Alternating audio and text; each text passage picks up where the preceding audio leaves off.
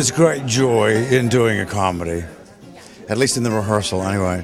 Could be quite painful later, I'm not sure. The jokes are universal and timeless. It's so much. It's such a thrill.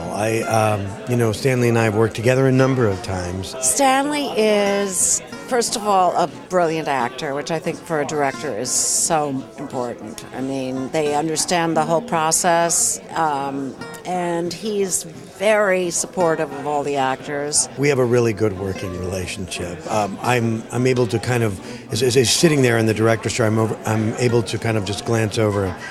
Can tell these subtle, like, little eyebrow will go up, and I'll know that I'm going too far or not giving him enough outrageousness.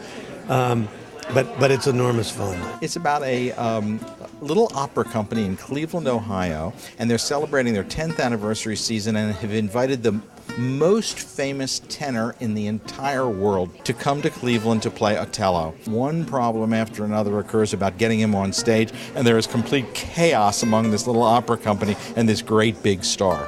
Rehearsing this play specifically is like a dance. I mean,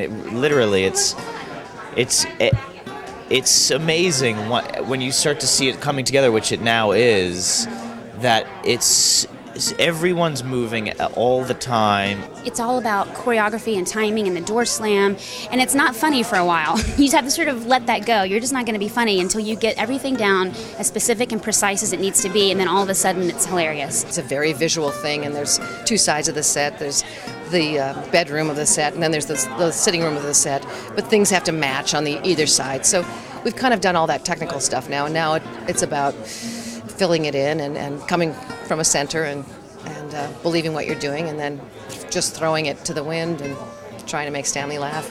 It's a very classic, that kind of old school slapsticky comedy, where it really is. It's all about the gag, and you don't get that so much these days. It's nice to sort of go back to a classic kind of comedy. I'm a sucker for physical comedy, so in the rehearsal room, I can't stop laughing just watching. I just like to laugh. I like to make people laugh, and there's nothing like sitting in a theater and watching a great play that makes you laugh. Well, I think it'll have a whole feel of being in a different era, 2 decades later. I think it's the sensibilities of the actors are different. It's going to have a sort of a modern feel to it. All the same words, a few changes. I mean, I changed a word here and there, but I think it'll feel really fresh.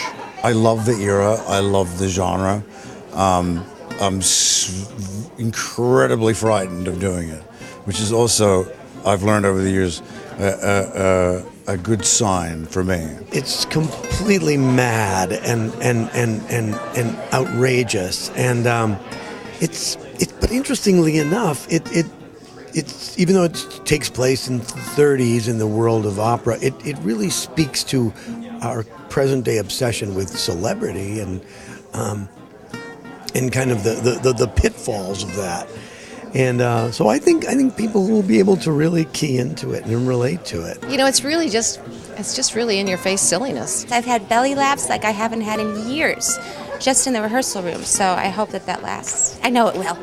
These are hard times, and if you can make people laugh during hard times, that's not such a bad thing.